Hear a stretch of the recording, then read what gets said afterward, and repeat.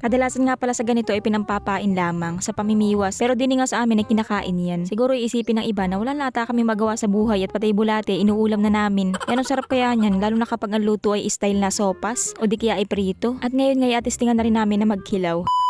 At yun na nga for today's video ay mahibas nga na naman pala ngayon pero hindi muna tayo manghihibasan. Dito lang muna tayo pupunta sa buhanginan at mangunguha tayo ng wakwak. Kapag narinig mo nga itong pangalan ng aming apanguhain, akalain mo talaga yung hulihin namin ay yung nasa himpapawid ay ano yung lumilipad. Pero din nga sa amin na iba ang wakwak at nasa ilalim ng buhangin. Naisipan nga pala namin ngayon na pumwesto o magluto din sa dati kong pinaglulutuan. Sa ginawa ko dating papag. Kaso nga lang ngayon ay wala na at nasira na. Balak ko sana ulit na gumawa ng papag dito kaso nga lang sa ngayon ay hindi ko pa siya maabyaran. Maganda kasi ang view dito at saka presko. Hindi nga lang talaga ako lagi makapunta dito. Marami kasi laging tao na pumupunta dito. Nangangatang sila. Ako naman natatakot lumapit sa kanila at gawa ng may mga dala kasing itak yun. Mamaya at maisipan na lang bigla na ako'y tagain ay. Hindi naman sa pagiging praning pero parang gano'n na rin. Hindi kasi hindi naman natin alam kung anong natakbo sa mga isip ng mga tao ngayon. Maigi na yung nag-iingat tayo. Kaya alam nyo kapag pumupunta talaga ako ng dagat kahit ako'y mag-voice over lang, ako'y talaga nagdadala ng mga patalim. Ba hindi natin alam baka tayo biglang mapalaban. Maigi na yung tayo ay may sandata.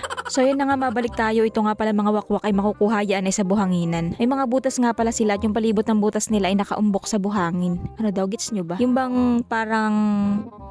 Basta yun. Hindi ganito, nakaumbok yung buhangin tapos may butas sa gitna. Hindi ko lang pala masyadong natutukan ng camera. Sa pangunguha nga pala nito dapat mabilis ang kamay mo sa paghatak at mabilis silang bumaon ulit sa buhangin. Pero yung iba naman pagbungkal mo nadadala agad nun tagad. At saka dapat pala sa pagbungkal pahapyaw lang para hindi siya matamaan at maputol. At saka nga pala halos dikit-dikit din sila. Minsan sa isang bungkal lamang ay nakakakuha kami ng 2 o di kaya ay 3. Pero minsan naman ay nakakailang bungkal pero wala namang nakukuha. At nakakalubog na kasi agad yung iba sa buhangin kaya hindi na inaabot ng tagad. At saka nga pala dapat kapag mangunguha ka nito ay yung kasama mo ay dapat ay wag pa uli-uli at gawa ng kapag nayapakan kasi yung buhangin lumulubog na pala sila. Nga pala itong ginagamit namin na pambungkal, ito nga pala itagad kung tawagin din sa amin. Ito yung ginagamit kapag nagtatambak ng lupa sa palaisdaan or kapag gumagawa ng palaisdaan. Nga pala sa mga nagtatanong at bakit daw ako'y madalang na mag-upload ng mga vlog kasi po ayan ang sakit talaga ng aking tainga, kakasilpon siguro ito. Lagi kasi ako naka-headset tapos gusto ko pa isagad lagi ang volume para hindi ko naririnig yung mga utos. Tapos mahilig lagi ako magkulikot ng tenga kaya naman ay ayun, parehongan na maga, yanong antak. Pero hindi naman po ako napalya sa paggawa ng content. Kaya nga lang, ay hindi ako makapag-voice over at gawa na ako'y nahihirapan. Hindi ko naririnig yung napagsasabi ko. Nga pala rin mga wakwak kadalasan daw ipinampapain laang yan sa pamimiwas. Pero di naman sa amin ay kinakain yan. At hindi pa namin nasusubukan na ipain yan sa pamimiwas. Kasi yung pinapain namin sa pamimiwas ay yung nakukuha namin sa palaisdaan. Klase rin siya ng bulate. Pero iba naman yun at maliliit laang yun. Umag ang tawag namin dun. Yun ang magandang ipain sa banak. At yan ang sibad. Nga pala sabi ni Negro ay madali lang daw manguha nitong wakwak. Pero pansin ko naman sa kanya ay hingal na.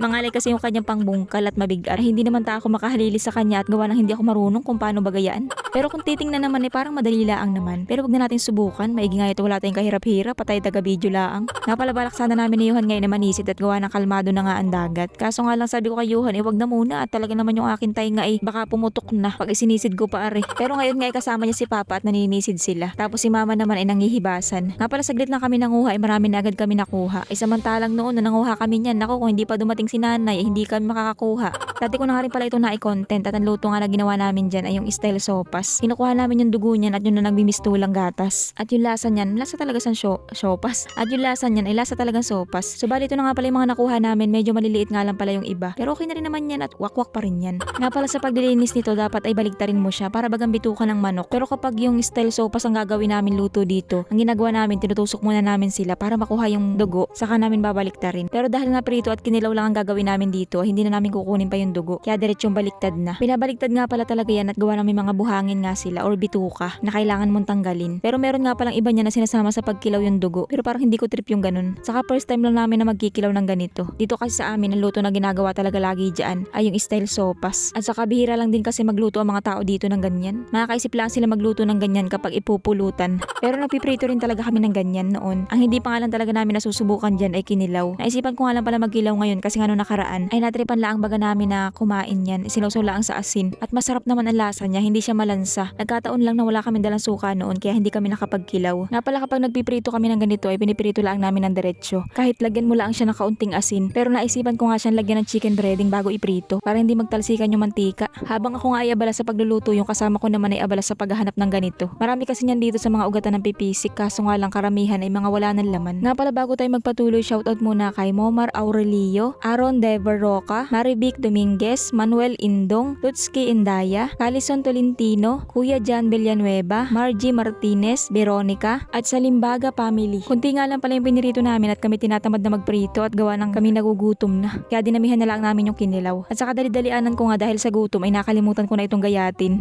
May pagkakunat kasi siya kapag ganyang buo. Kaya naman ay inisa-isa ko nga ulit para gayatin. Tapos dumating nga pala sila papa galing sa paninisid at makikikain ata sa amin. Mag-iihaw daw sila ng mga nahuli nila sa paninisid at makikikain na rin. At nilantakan na nga agad ni papa itong kinilaw namin. Masarap nga daw pala itong pampulutan. Nasabi ko na nga baga basta makakita lang ng ganaring wakwak ay inom agad na sa isip. Pero nakatuwa nga itong mga pinirito namin. Mukha siyang sing-aling. So yun na nga at hindi na namin nahintay pa yung inihaw at kami kumain na at kami nagugutom na. So yun na nga kain po tayo mga katabudi. Nga pala nagustuhan ni Johan yung pinirito naming wakwak at masarap daw. Nga pala kung tatanungin nyo kung ano baga lasa nito, sabi nung kapatid ko yung kinilaw daw ay lasang pipino. Pero para sa akin basta lasa siyang wakwak. Manamis-namis ang lasa niya at hindi siya ganun kakunat. Pero dapat pala wag siyang ibababad ng sobra sa suka at kumukunat siya. Dapat siguro sa ganito isasawsaw lang. Tapos yung pinirito masarap siya para siyang piniritong balat ng manok. At sa pagprito pala dapat sunog-sunogin siya ng kaunti. Basta yung tipong mabrown na siya bago mo siya ahunin para malutong. So yun na nga ang kinalantakan nga pala nila yung prito. Tapos nagahiyaan pa nga din sa isa ay kinuha ko na at nagreklamo pa nga si Johan at naubusan daw siya. Ay kinatingnan pa talaga mabuti yung mangkok ay kung may laman. Tapos ang sama pa ng tingin sa akin. Nga pala ito daw pala yung mga nakuha nila sa paninisid. Nakahuli nga pala daw sila ng katang. 4 nga daw pala sana yan, nakatakas lang yung 2. Tapos nakahuli nga rin pala sila ng lapo. Lapo nga pala lagi ang sadya ni Papa kapag siya ay naninisid at gawa lang yan nga ang mahal ang bintahan dito sa amin. Ito nga pala yung iniihaw ni Papa, palanghitan at saka ay liglig. Mukha laang silang sunog na pero panuos laang yan. O gawa ng usok kaya umitim. So yun na nga kain ulit tayo mga katabudi. Nagtanggal lang kami ng gutom kanina pero hinihintay talaga namin maluto iri mga inihaw. At masarap ito lalo na itong palanghitan. So yun lang, bye!